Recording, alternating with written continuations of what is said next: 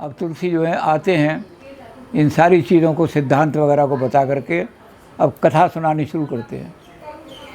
राम की कथा सुनाने से लिए तुलसीदास जी किसका सहारा लेते हैं? तुलसीदास जी शंकर का सहारा लेते हैं, भगवान शंकर का। तो सारा बहुत लंबा चौड़ा करके 133 दोहे निकाल करके तब वो राम की कथा शुरू करते हैं। 133 जो हैं सारी ये सिद्धांत की बातें करते रहते हैं। बहुत लंबा चौड़े सिद्धांत तुलसीदास जी ने दे दिए हैं शुरू में। और ये भी कह दिया है कि मेरी कथा सुनने के लिए जो आदमी आया तो वही सोच करके आए यहाँ आकर के तो कि मैं बड़ी श्रद्धा के साथ पार्वती शंकरो वंदे श्रद्धा विश्वास रूप लो। जब मेरी कथा सुनने के लिए आओ तो ये सोच के आना कि श्रद्धा और विश्वास लेकर के आना। जो श्रद्धा रहित हैं, जो श्रद्धा संबल रहित, जिनमें श्रद्धा नहीं है, उनको कुछ नहीं मिलेगा मेरी कथा में। वो तो ऐसे होंगे कि इस कथा पर उपवास करेंगे। लेकिन मुझे ये भी खुशी है ऐसे लोग जो मेरी कथा पढ़ सुन करके, क्योंकि काक जो होते हैं, कौवे जो होते हैं, उनका स्वभाव ये होता है कि गंदगी मिल गई, गंदगी मिल करके बड़े खुश हो जाते हैं। तो मेरी इस कथा के अंदर उनको वो गंदगी ढूंढेंगे कि इनको गंदगी कहाँ मिलेगी। तो कहते हैं मुझे ये कम से कम ये तो संतुष्टि है कि मेरी रामायण जो है वो उनको गंदगी भी मखौल उड़ाने के लिए वो दुखी चित्त होंगे मेरी रामायण पढ़ के, जब इसका उपहास करेंगे तो खुश हो जाएंगे, तो उनको भी खुशी मिल जाएगी। लेकिन सोच करके आएंगे, बिना श्रद्धा के आएंगे तो ज्ञान नहीं मिलेगा, भक्ति नहीं मिलेगी। तो उस पर भी उन्होंने बहुत लंबा चौड़ा बताया कि श्रद्धा और ज्ञान से क्या क्या मिलता है। आदमी की श्रद्धा तो बदलती रहती है।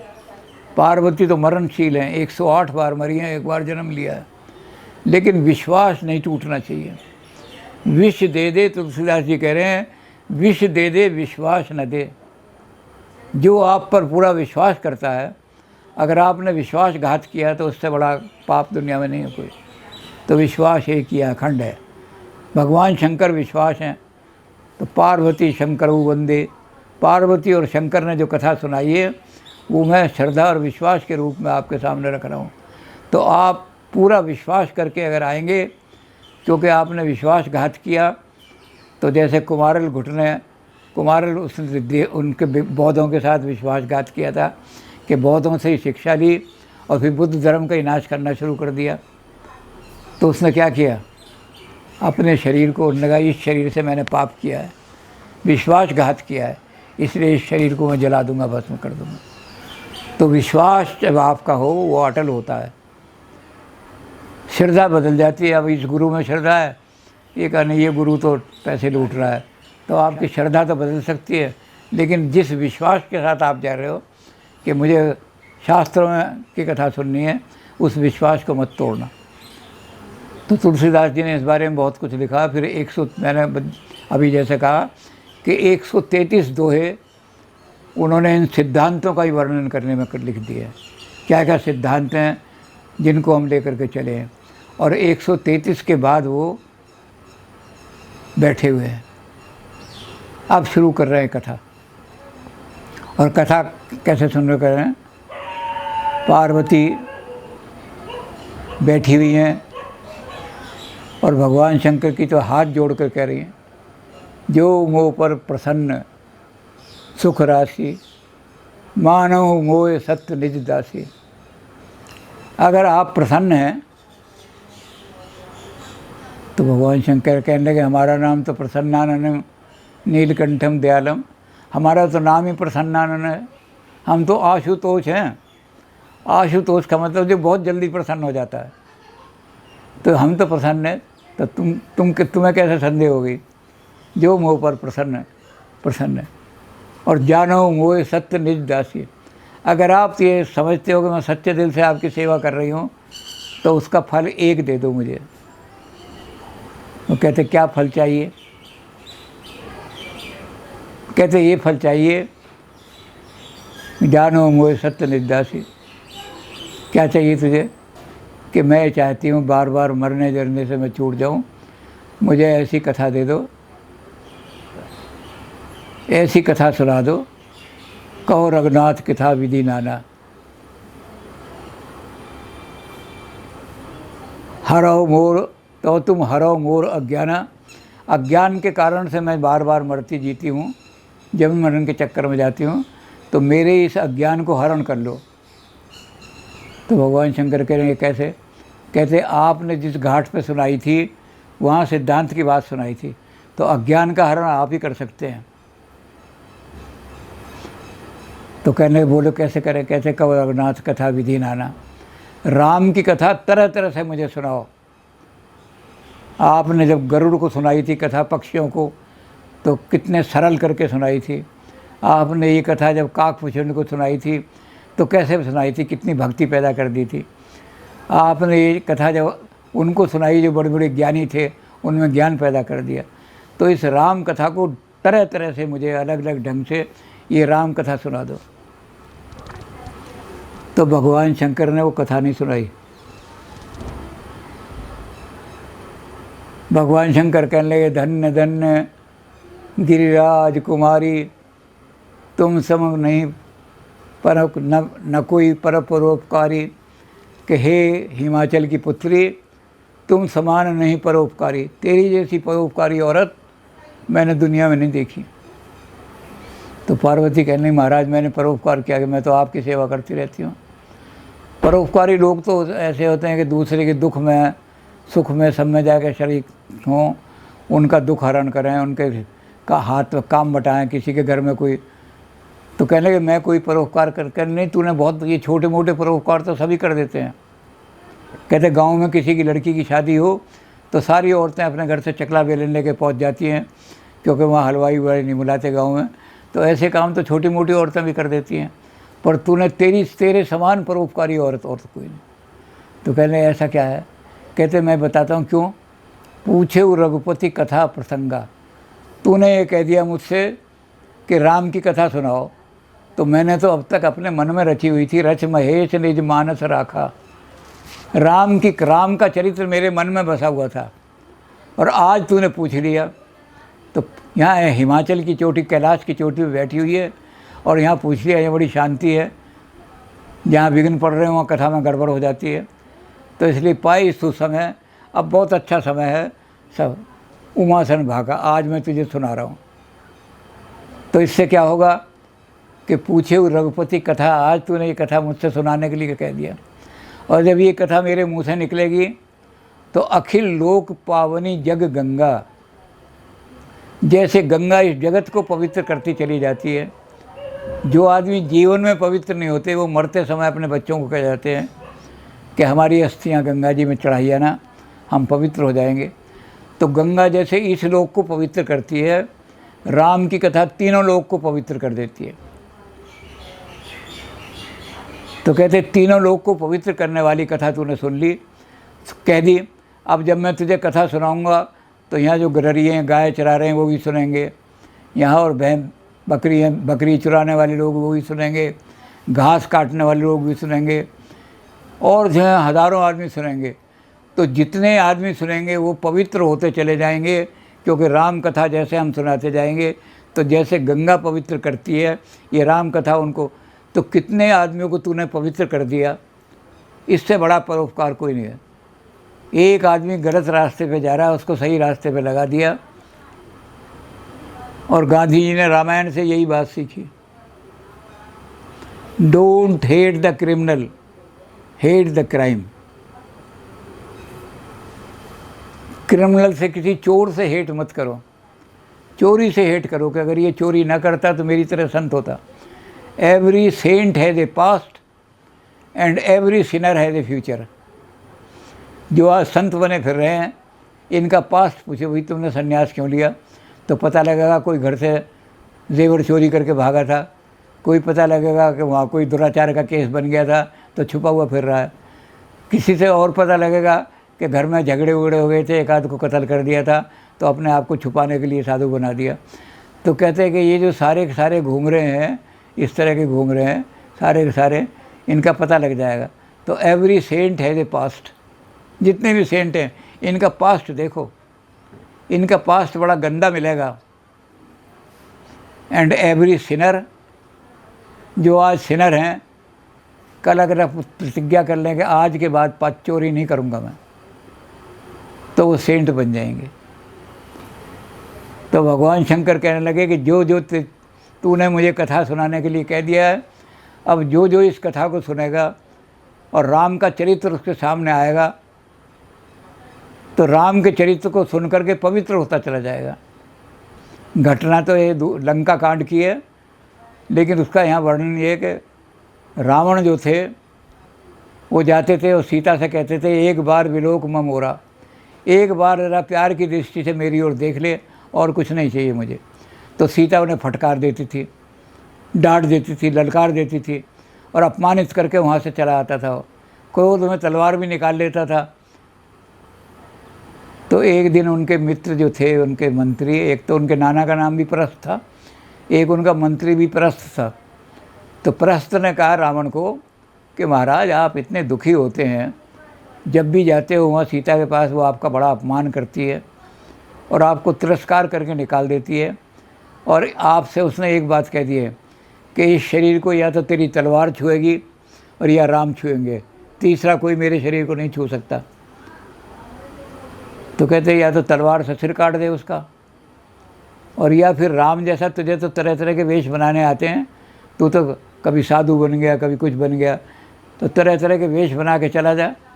तो राम कहले क्या मतलब? कहते एक दिन राम का वेश बना के चला जा, और जैसे ही तू राम के वेश में जाएगा, सीता वहाँ से आएगी भागी हुई, ओहो मेरे राम आ गए, मेरे राम आ गए, और तेरे तेरी तरफ देखने की बजाय तेरा आलिंगन कर लेगी, आके तुझसे चिपट जाएगी। उस दिन बस सीता मिल जाएगी तुझे। तो रावण बोले यार बात तो तूने बहुत अच्छी बात कही। तो अगले दिन रावण ने क्या किया, राम जैसा रूप बनाया और राम जैसा रूप बना के वहाँ गए अशोक वाटिका में।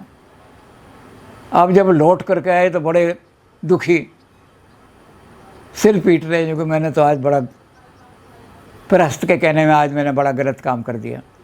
तो मंदोदरी कहने लगी आज तो आप राम का रूप धर के गए थे, आज तो सीता ने आपका आलिंगन किया होगा, आज क्यों दुखी हो रहे हो?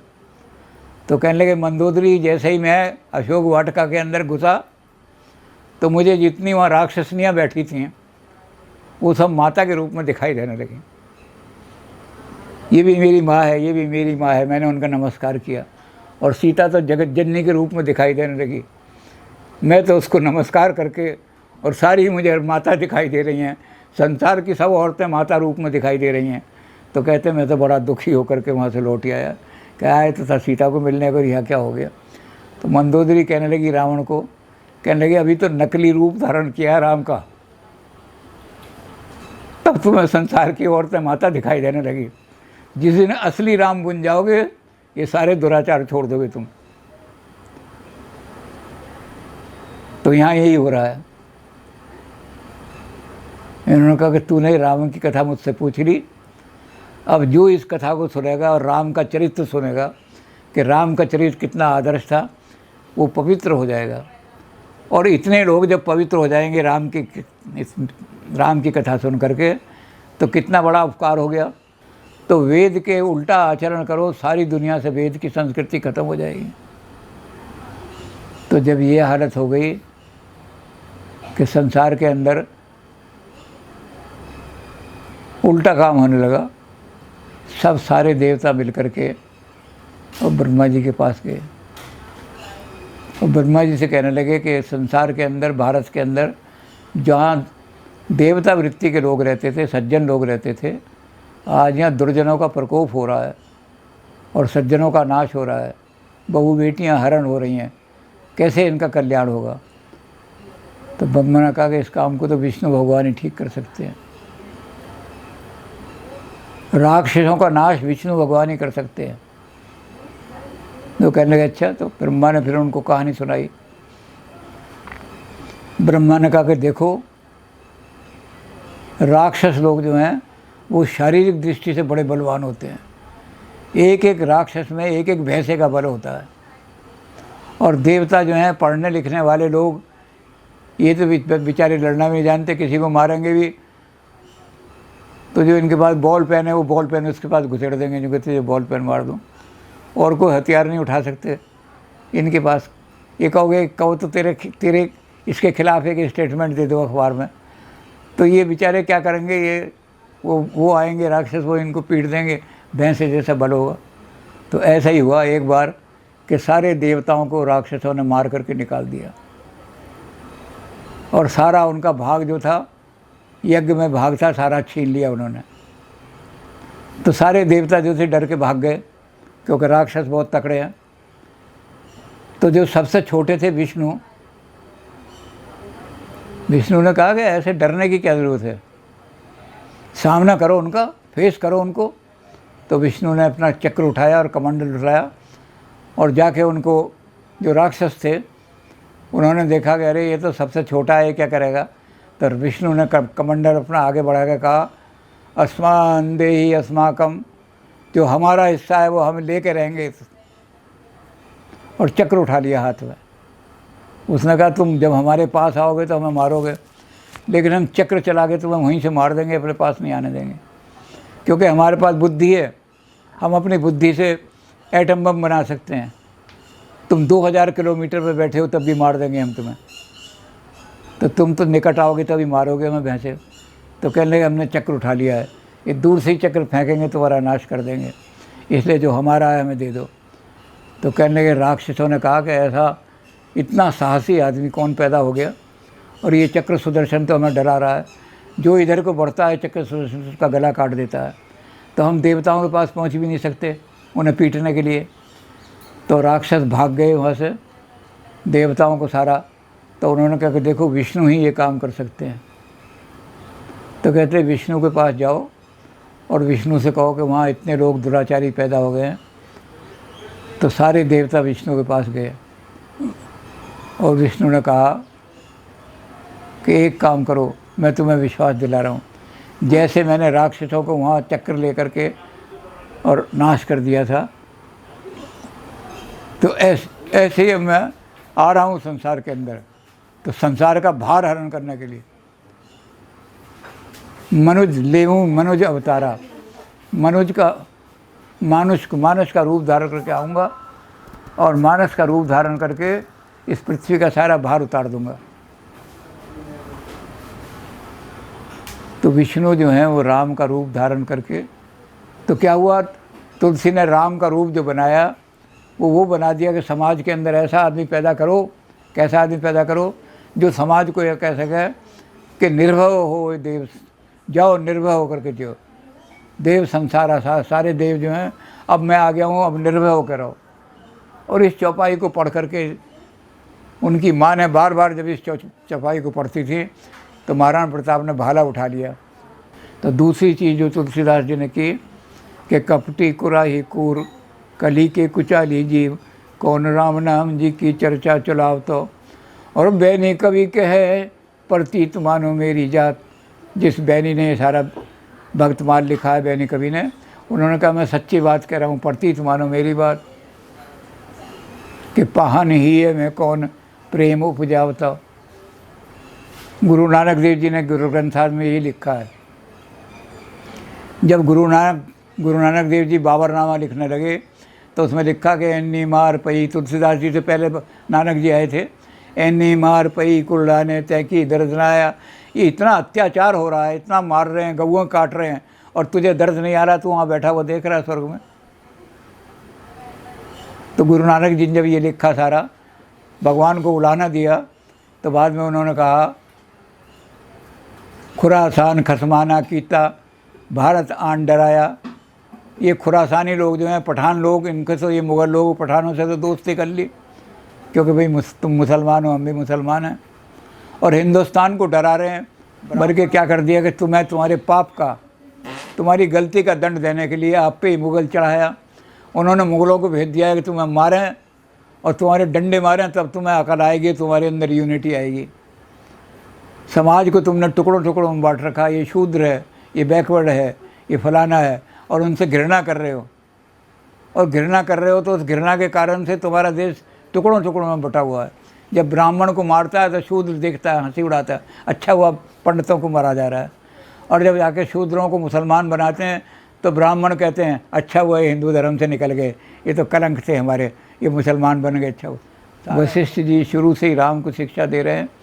योग वशिष्ठ नाम की किताब में बार बार राम को उन्होंने ये कहा है, एक जगह नहीं 10 जगह उन्होंने कहा है, पुरुषार्थस्य भाग्यम न विद्यते। लक्ष्मण ने कहा कि महाराज जो भाग में लिखा हुआ है वही होगा, उसको कैसे बदल दोगे आप। तो वशिष्ठ जी ने कहा कि नहीं, तुम्हें मैं शिक्षा इसलिए दे रहा हूँ कि भाग का वृक्ष कितना ही गहरा जड़ हो उसकी, पुरुषार्थ का कुल्हाड़ा उठा लो तो अगर ज़्यादा गहरी जड़ है तो ज़्यादा पुरुषार्थ करना पड़ेगा, कम गहरी जगह है तो कम करना पड़ेगा। पुरुषार्थ का चलाओ तो भाग का वृक्ष बिल्कुल नष्ट हो जाएगा।